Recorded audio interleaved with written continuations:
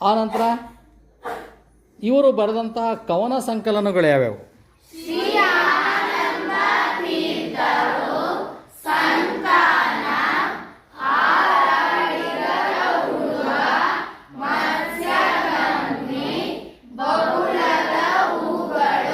ಸೂರಂ ಎಕ್ಕುಂಡಿಯವರು ಬರೆದಂತಹ ಒಂದು ಕಥಾ ಸಂಕಲನ ಯಾವುದು? ಅವರು ಬರೆದಂತಹ ಕಾದಂಬರಿ ಯಾವುದು? ಸೂರಂ ಎಕ್ಕುಂಡಿಯವರಿಗೆ ಬಂದಂತಹ ಪ್ರಶಸ್ತಿಗಳು ಯಾವ್ಯಾವು?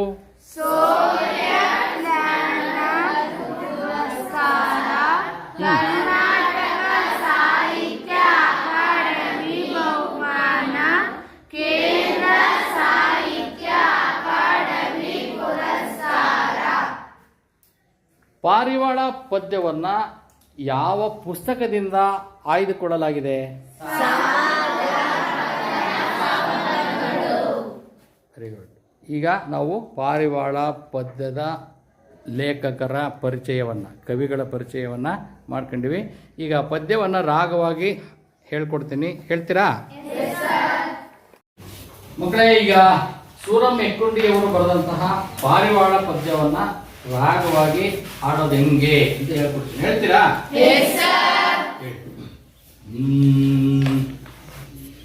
ದಟ್ಟ ಕಾಡಿನಲ್ಲೊಂದು ಹೆಮ್ಮರದ ಹೊದರಿನಲ್ಲಿ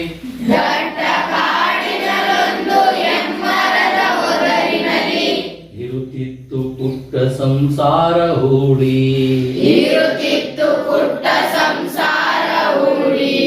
ಮುದ್ದು ಬಿಳಿ ಪಾರಿವಾಳಗಳ ಜೋಡಿ,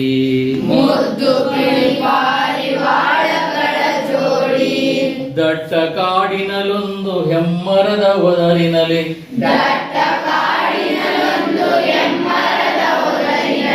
ಇರುತ್ತಿತ್ತು ಪುಟ್ಟ ಸಂಸಾರ ಹೂಡಿ, ಮುದ್ದು ಬಿಳಿ ಪಾರಿವಾಳಗಳ ಜೋಡಿ. ನೋಡಿ, ರಾಗಕ್ಕೆ ಜೊತೆ ಭಾವ ಇರಬೇಕು. ನಾವಿಲ್ಲಿ ಒಂದು ದುಃಖದ ಸನ್ನಿವೇಶವನ್ನು ಹೇಳ್ತಾರೆ. ಆ ದುಃಖದ ಸನ್ನಿವೇಶ ಹೇಳ್ಬೇಕಾದ್ರೆ ನಮ್ಮ ಭಾವನೆ ಕೂಡ ದುಃಖಮಯವಾಗಿರುತ್ತೆ ಅಲ್ವಾ? ಪಾರಿವಾಳಗಳ ಜೋಡಿ ಅಲ್ವಾ? ಎರಡನೇ, ಹಗಲಿರುಳು ಜೊತೆಗೂಡಿ ಬಾಳಿದವು ಈ ಜೋಡಿ,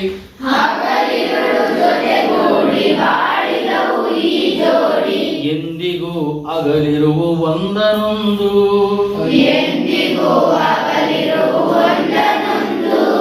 ಹಿಗ್ಗು ತುಂಬಿತು ಹೊದರಿನಲ್ಲಿ ಬಂದು,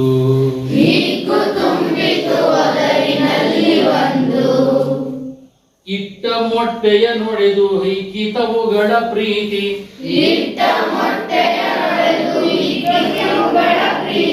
ಮುದ್ದು ಮರಿಗಳ ಮಧುರ ಸದ್ದು ಕೇಳಿ,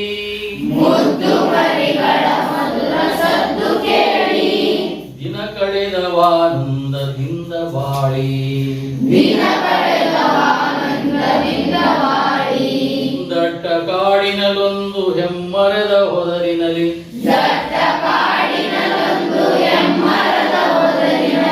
ಇರುತ್ತಿತ್ತು ಪುಟ್ಟ ಸಂಸಾರ ಹೂಡಿ,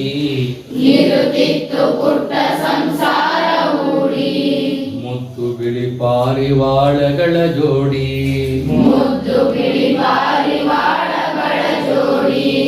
ಬೇಡನೊಬ್ಬನು ಬಂದು ಬಲೆಯ ಹರಡಿದನೊಮ್ಮೆ,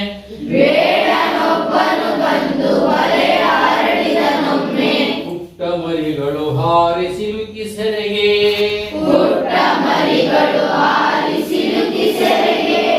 ಚೀತ್ಕರಿಸತೊಡಗಿದವು ಬರಲು ಹೊರಗೆ.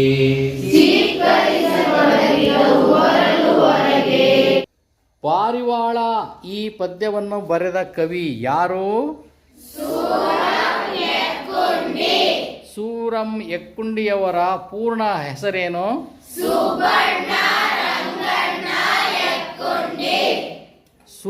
ಸುಬ್ಬಣ್ಣ ರಂಗಣ್ಣ ಎಕ್ಕುಂಡಿ. ಇವರು ಎಷ್ಟನೇ ಇಸ್ವಿನಲ್ಲಿ ಜನಿಸಿದರು?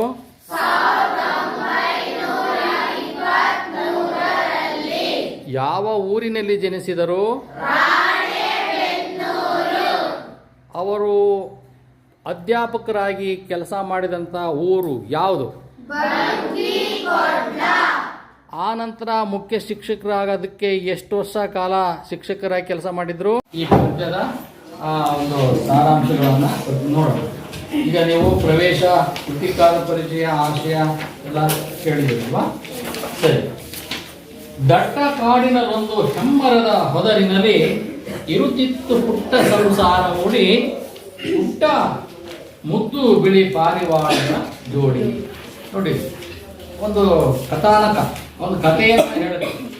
ಕಥನ ಕಾವ್ಯ ಅಂತ ಕರೀತಾರೆ ಅಲ್ವಾ? ಒಂದು ಕಥೆಯನ್ನ ಹೇಳುತ್ತೆ.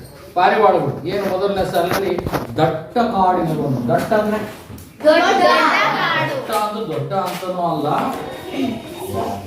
ಮರಗಳು ಒತ್ತೊತ್ತಾಗಿ ಬಲು ಎತ್ತರವಾಗಿ ಅತ್ಯೆತ್ತರದಲ್ಲಿ ಬೆಳೆದಂತ ಕಾಡು.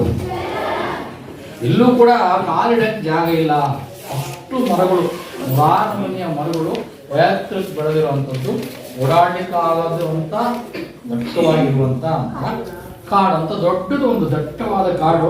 ಅದರಲ್ಲಿ ಒಂದು ಹೆಮ್ಮರದ ಅವಧರಿನಲ್ಲಿ ಹೆಮ್ಮರ ಅಂದ್ರೆ ದೊಡ್ಡ ಮರ, ಹಿರಿದಾದ ಪ್ಲಸ್ ಮರ, ಹಿರಿದಾದ ಪ್ಲಸ್ ಯಾವ ಸಮಾಸ? ಯಾವ ಮರ? ಹಿರಿದು ಅಂತ, ಅದನ್ನು ಹಿರಿದುದು ಅಂತ ಹೇಳ್ತಾರೆ. ಎಂತ ಸಮಾಸ? ದ್ವಿಗು ಸಮಾಸ. ದ್ವಿಗು ಸಮಾಸ ಅಂದ್ರೆ ಸಂಖ್ಯೆ ಬರುತ್ತೆ. ಯಾವ ಸಮಾಸ? ಸಮಾಸ ಪಾಠ ಮಾಡಿದ್ದೀನಿ ನೋಡಿಲ್ವಾ? ಸರಿ, ಕೊನೆಯಾಗಿ ಕೇಳೋದು. ಸರಿ, ಮುಂದೆ. ಹಿರಿದಾದ ಮರ, ಹೆಮ್ಮರ, ಎತ್ತರವಾದ ಮರ, ಇರುತ್ತಿತ್ತು ಪುಟ್ಟ ಸಂಸಾರ ಉಳಿದ ದೊಡ್ಡ ಮರ. ಅದರಲ್ಲಿ ಒಂದು ಪುಟ್ಟ ಸಂಸಾರವನ್ನು ಹುಡ್ಕೊಂಡು ಪಾರಿವಾಳ ಇದೆ, ತಾಯಿ, ಮಗು, ಮರಿಗಳು. ಪುಟ್ಟ ಸಂಸಾರ, ಬಹಳಷ್ಟು ಇದೆ. ಆಪಿಗಳು, ಮುತ್ತು ಬಿಳಿ ಪಾರಿವಾಳಗಳ ಮುದ್ದಾದ ಪಾರಿವಾಳ, ಮುದ್ದಾಗಿರ್ತಾವಲ್ವ, ಅದ್ರ ಹೆಂಗಂದ್ರೆ ಬಿಳಿ ಪಾರಿವಾಳ. ಅವು ಬಿಳಿ, ಅದ್ರಾಗೆ ಬೇರೆ ಬೇರೆ ಕಲರ್ ಇರ್ತಾವೆ, ನೀಲಿ ಕಲರ್ ಇರ್ತಾವೆ. ನೋಡಿದ್ರೆ ಪಾರಿವಾಳಗಳು ಬಿಳಿ ಪಾರಿವಾಳಗಳು. ಬಿಳಿ ಅಂತಾನೆ ಯಾಕೆ ಹೇಳ್ತಾರೆ ಅಂದ್ರೆ ಶುಭ್ರವಾಗಿದ್ವು, ಅವು ಮೈ ಶುಭ್ರ ಇತ್ತು, ಮನಸ್ಸು ಶುಭ್ರ ಇತ್ತು, ಅವೆಲ್ಲ ಬಹಳ ಸಂತೋಷದಿಂದ ಇರ್ತಿದ್ವು ಅಂತೇಳಿ ಕವಿ ಇಲ್ಲಿ ಮುತ್ತು ಬಿಳಿ ಪಾರಿವಾಳಗಳ ಜೋಡಿ ಒಂದು ಕತೆ ನಿಮ್ಗೆ ಕಣ್ಮಂದು ಬರಬೇಕು. ದಟ್ಟವಾದ ಅರಣ್ಯ, ಅದರಲ್ಲಿ ಒಂದೇ ಒಂದು ಮರ ನೋಡ್ತೀರಿ, ಎತ್ತರವಾಗಿ ಬೆಳೆದಿದೆ. ಅದರಲ್ಲಿ ಒಂದು ಕೊಟರ್ ಇದೆ, ಆ ಕೊಟರ್ ಒಳಗಡೆ ಒಂದು ಪಾರಿವಾಳಗಳ ಸಂಸಾರ ಇದೆ. ಅದಕ್ಕೊಂದು ಕತೆ, ಒಂದು ದೃಶ್ಯ. ಎರಡನೇದು, ಹಗಲಿರುಳು ಜೊತೆಗೂಡಿ ಬಾಳಿದವು ಈ ಜೋಡಿ, ಎಂದಿಗೂ ಹಗಲಿರವು ಒಂದನೊಂದು, ಹಿಗ್ಗು ತುಂಬಿತು ಒದರಿನಲ್ಲಿ ಒಂದು. ಅವು ಹೆಂಗ್ ಬದುಕ್ತಿದ್ವಪ್ಪ ಅಂದ್ರೆ ಜಗಳ ಆಡ್ತಿರ್ಲಿಲ್ಲ, ಅವು ಬಹಳ ಸಂತೋಷವಾಗಿದ್ದು. ಹಗಲು ಎರಡು, ಹಗಲು ಹೊತ್ತು ಹಾರುವಾಗಿ ಹಕ್ಕಿ ಮರಿಗಳಿಗೆ ಆಹಾರ ತರ್ತಿದ್ವು, ರಾತ್ರಿ ಬೆಚ್ಚಿಗೆ ಮಕ್ಕಳ ಜೊತೆಗೆ ಮಲ್ಕೊಂಡು ನಿದ್ದೆ ಮಾಡ್ತಿದ್ವು. ಹಗಲು ರಾತ್ರಿ ಒಂದ್ಕೊಂದು ಬಿಟ್ಟಿರ್ತಿದ್ದಿಲ್ಲ. ಹಗಲಿರುಳು ಜೊತೆಗೂಡಿ, ಎರಡು ಗಂಡ ಹೆಂಡತಿ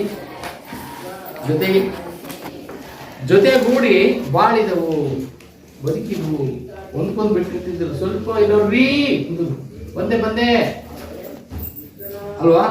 ಒಬ್ಬ ಸಂಸಾರ ನೋಡಿ, ಬಹಳ ಅನ್ಯೋನ್ಯವಾಗಿರೋ ದಂಪತಿಗಳು, ಬಹಳ ಚಿಕ್ಕ ಸಂಸಾರ, ಅದನ್ನು ನಾವು ನಮಗೆ ಹೋಲಿಕೆ ಮಾಡ್ಕೋಬೇಕು. ಬದುಕು ಮನುಷ್ಯ ಒಂದು ಚಿಕ್ಕ ಮನೆ, ಗಂಡ ಹೆಂಡತಿ, ಮಕ್ಕಳು ಭಾಳ ಚೆನ್ನಾಗಿ ಬದುಕ್ತಿರ್ತಾರೆ, ಸಂತೋಷವಾಗಿ ಬದುಕ್ತಿರ್ತಾರೆ. ಗಂಡ ಎಲ್ಲಿ ಹೋದ್ರು ಗಂಡ ಹೆಂಡತಿ ಜೊತೆಗೆ ಹೋಗೋದು, ಜೊತೆಗೆ ಬರೋದು, ಮಕ್ಕಳನ್ನ ಕರ್ಕೊಂಡು ಹೋಗೋದು, ಮಕ್ಕಳನ್ನ ಕರ್ಕೊಂಡು ಹೋಗೋದು, ಬಿಟ್ಟು ಆಗಲೇ ಇರ್ತದೆ. ಹಗಲು ರಾತ್ರಿ ಒಟ್ಟಿಗೆ ಇದ್ವು, ಸುತ್ತ ಸಂಸಾರ ಸಾಗಿಸ್ತಾ ಇದ್ರು ಮನುಷ್ಯರು ಅಂತ ನಾವು ಅದಕ್ಕೆ ಹೋಲಿಕೆ ಮಾಡ್ಕೋಬೇಕು. ಅದೊಂದು ದಟ್ಟ ಅರಣ್ಯಂಗ, ಒಂದು ದಟ್ಟವಾದ ಸಮಾಜ, ಈ ಜನ ವಸತಿ ಪ್ರದೇಶ, ಓಡಾಡೋಕ್ಕೆ ಬದುಕೋದಕ್ಕೆ ತುಂಬ ಕಷ್ಟವಾದಂಥ ಜಂಗುಳಿ ಅಂಥದ್ರಲ್ಲಿ ಒಂದು ಮನೆ ಸಂಸಾರ ಹೋಗಿದೆ ಅಂತ ನಾವು ಪರಿಭಾವಿಸ್ತಾ ಹೋಗ್ಬೇಕು. ಬರೀ ಪಕ್ಷಿಗಳು ಅಷ್ಟೇ ನೋಡೋದಲ್ಲ, ಪಾರಿವಾಳ ಅಂದರೆ ಒಂದು ಗಂಡ ಹೆಂಡತಿ, ನಾವು ಮನುಷ್ಯರ ಗಂಡ ಹೆಂಡತಿ ಅಂತ ಸುಂದರವಾದ ಒಂದು ದಾಂಪತ್ಯ ಇರುವಂಥ ಸಂಸಾರ ಹೊಂದ್ಕೊಂಡಿದ್ರು. ಹಿಗ್ಗು ತುಂಬಿತು ಒದರಿನಲ್ಲಿ ಬಂದು, ಗಂಡ ಹೆಂಡತಿ ಮದುವೆ ಆದರೂ ಖುಷಿ ಆಯಿತು, ಚೆನ್ನಾಗಿತ್ತು, ಆಗಿನ ಮಕ್ಕಳು ಕಿಲ ನಗ್ತಾ ಇದ್ರು. ಅವಳ ಜೊತೆಗೆ ಆಟ ಆಡ್ಕೊಂತ, ಸಂಚಾರ ಹೋಗ್ಕೊಂತ, ಊಟ ಮಾಡ್ಕೊಂತ ಆರಾಮಾಗಿ ಮನುಷ್ಯರು ಹೆಂಗಿರ್ತಾರೋ ಹಂಗೆ ಅವು ಪಕ್ಷಿಗಳು ಖುಷಿಯಾಗಿದ್ದು, ಸಂತೋಷವಾಗಿ ನಕ್ಕಂತ ಇದ್ದು. ಮೂರನೇ ಪದ್ಯದಲ್ಲಿ ಖಂಡಿಕೆಯೊಳಗೆ, ಇಟ್ಟ ಮೊಟ್ಟೆಯ ನುಡಿದು ಹಿಗ್ಗಿತಿವುಗಳ ಪ್ರೀತಿ ಮುತ್ತು ಮರಿಗಳ ಮಧುರ ಸದ್ದು ಕೇಳಿ ದಿನ ಕಳೆದ ಆನಂದದಿಂದ ಬಾಳಿ. ಎರಡು ಕುಡ್ಕೊಂಡು ಸ್ವಲ್ಪ ದಿನ ಆಗಿಂದ ಮೊಟ್ಟೆ ಇಟ್ಟು ಸ್ವಲ್ಪ ಕಾವು ಕೊಟ್ಟು ಮೊಟ್ಟೆಯಿಂದ ಪುಟ ಪುಟ ಪುಟ ಚಿಲ್ಲ ಚಿಲ್ಲ ಬಂದು ಪಕ್ಷಿಗಳು ಹುಟ್ಟಿದ್ವು ಮರಿಗಳು. ಅವಾಗ ನೋಡ್ಬಿಟ್ಟು ಹಿಗ್ಗೀತ ಅವುಗಳ ಪ್ರೀತಿ ಇನ್ನೂ ಹೆಚ್ಚಾಯಿತು.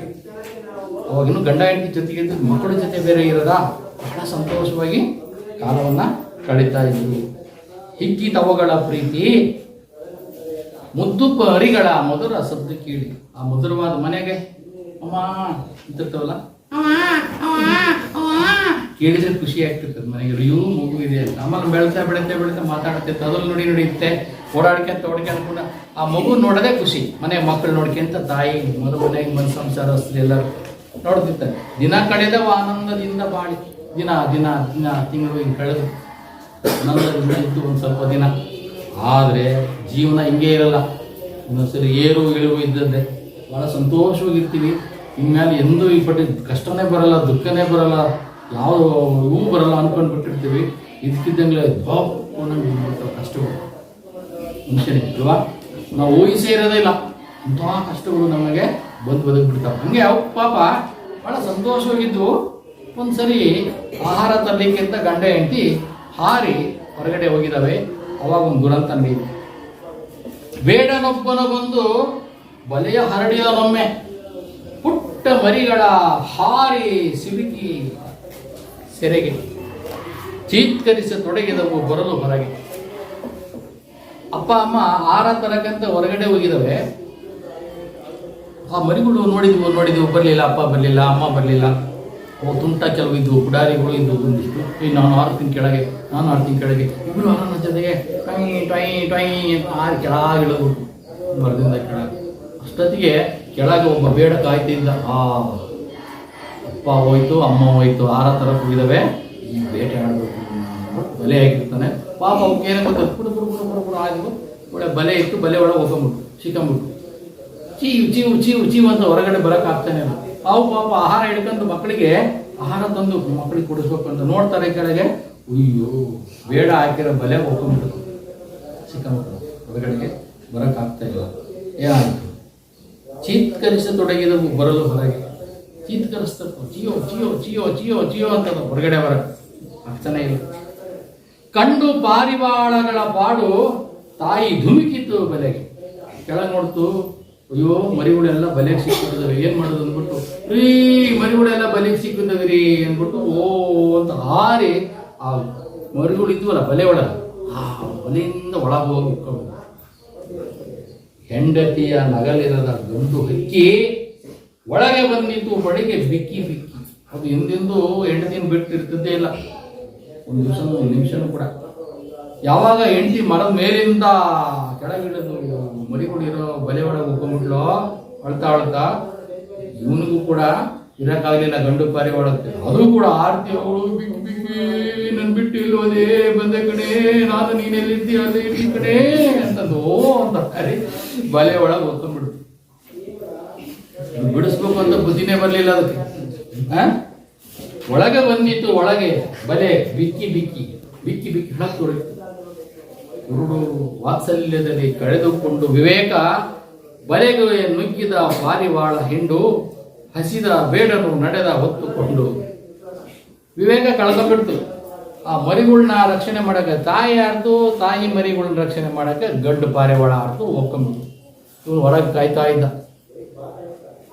ಮರಿಗಳು ಸಿಕ್ಕು, ಅಪ್ಪ ಅಮ್ಮ ಬರ್ತವೆ ನೋಡೋಣ ಅಂದ. ಅವು ಸಿಕ್ಕಾಕೊಂಡು ಮುದ್ರಿಕೊಂಡ ಹಾಕ್ಕೊಂಡ ಹೋಗಿ ಸಾಂಬಾರು ಇವತ್ತೆಲ್ಲ ಚೆನ್ನಾಗಿ ಸಾಂಬಾರು ಮಾಡ್ಕೊಂಡು ತಿಂದ್ಬಿಡ್ಬೇಕು ಎಲ್ಲ ಅಂದ್ಬಿಟ್ಟು ಆ ಪಾರಿವಾಳಗಳು ಹೊತ್ಕೊಂಡು ಹೊಂಟ.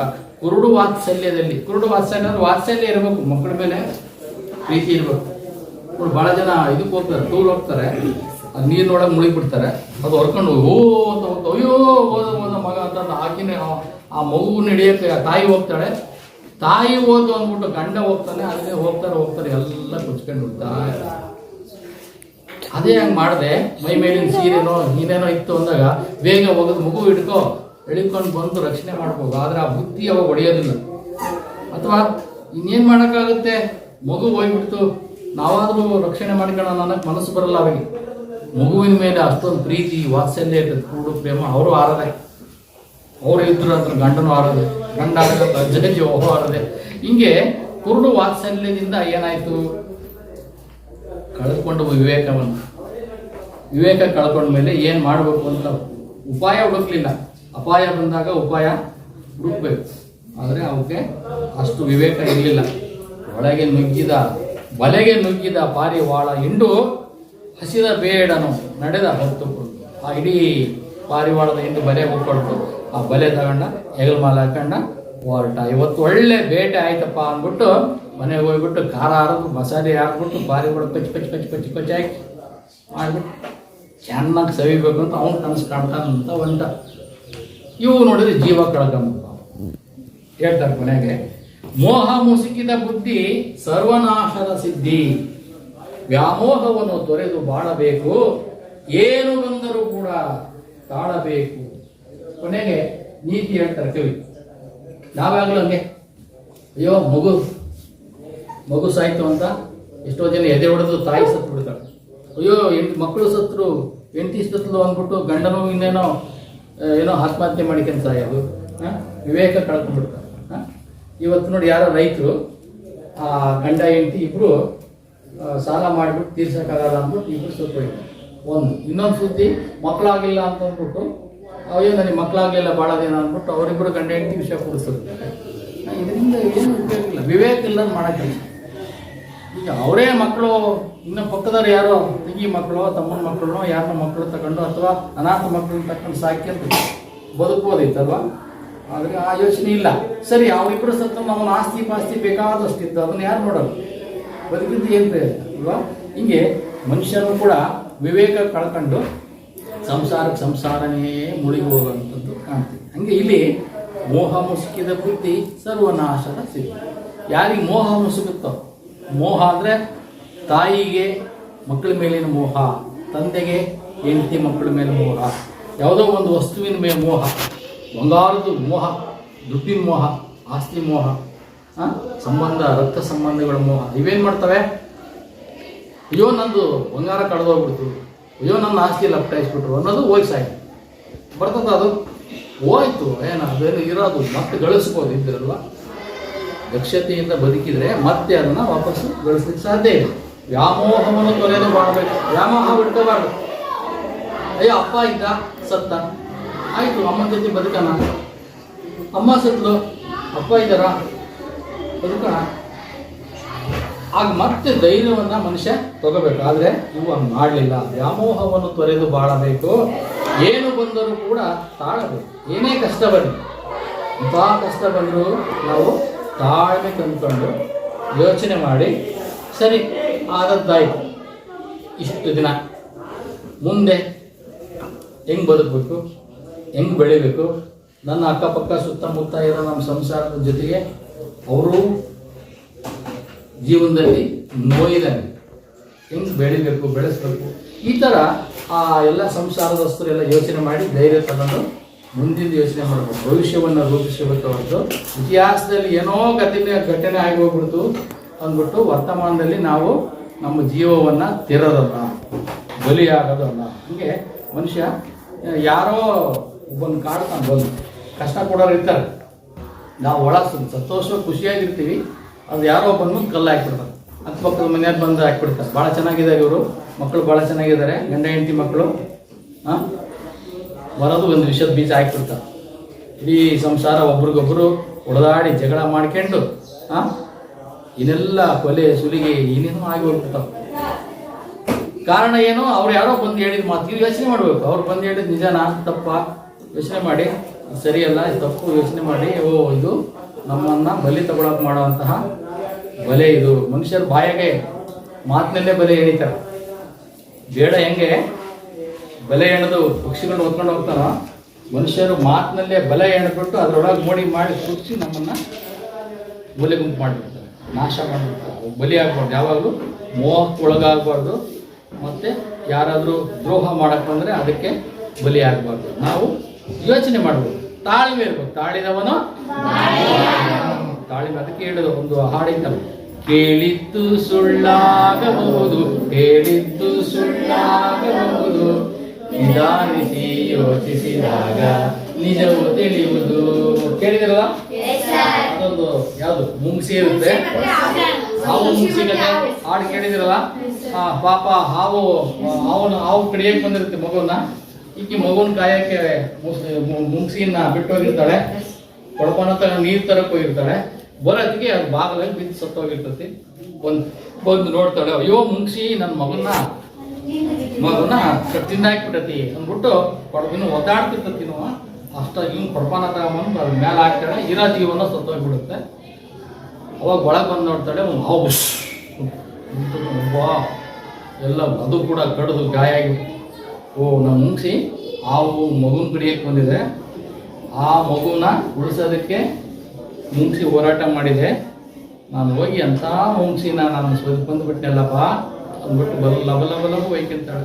ಮಗು ಕಿಲ ಕಿಲ ನಗ್ತಾ ಇರ್ತದೆ. ನೋಡಿ, ತಾಳ್ಮೆ ಇದ್ದಿದ್ರೆ ಅಲ್ವಾ? ಅದಕ್ಕೆ ತಾಳಿದವನು ಬಾಳೆಯ. ತಾಳ್ಮೆ ಇರೋದು, ಏನೇ ಕಷ್ಟ ಬಂದರೂ ಒಂದು ನಿಮಿಷ ಯೋಚನೆ ಮಾಡಬೇಕು.